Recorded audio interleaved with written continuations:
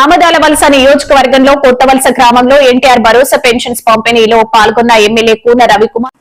అర్హులైన ప్రతి పేదవాడికి ప్రభుత్వ సంక్షేమ పథకాలు అందిస్తున్నాం. ఎమ్మెల్యే కూన రవికుమార్ ఆముదాలవలస నియోజకవర్గంలోని ఆముదాలవలస మండల పరిధిలోని కొత్తవలస గ్రామంలో నిర్వహించిన ఎన్టీఆర్ భరోసా పెన్షన్ పంపిణీ కార్యక్రమంలో ఆముదాలవలస శాసనసభ్యులు మరియు రాష్ట్ర పీయూసీ చైర్మన్ కూన రవికుమార్ పాల్గొన్నారు.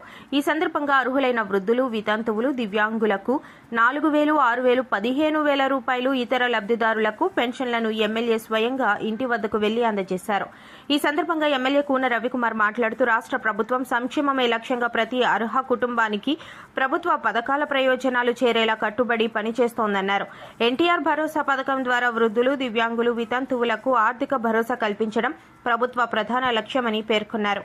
ప్రభుత్వం అమలు చేస్తున్న సంక్షేమ కార్యక్రమాలను ప్రజలు సద్వినియోగం చేసుకోవాలని సూచించిన ఎమ్మెల్యే అర్హులెవరూ ప్రభుత్వ పథకాలకు దూరం కాకుండా అధికారులు ప్రత్యేక శ్రద్ధ తీసుకోవాలని ఆదేశించారు. ఈ కార్యక్రమంలో తెదేపా ఉపాధ్యక్షురాలు తమ్మినేని సుజాత, నారాయణపురం ఆనకట్ట chairman Sanapala Delhi, Kalinga corporation director Tammineni Sekhar, మండల అధ్యక్షులు నూకరాజు, మాజీ సర్పంచ్ మోహన్, స్థానిక ప్రజాప్రతినిధులు, పార్టీ నాయకులు, అధికారులు మరియు గ్రామస్తులు పెద్ద సంఖ్యలో పాల్గొన్నారు.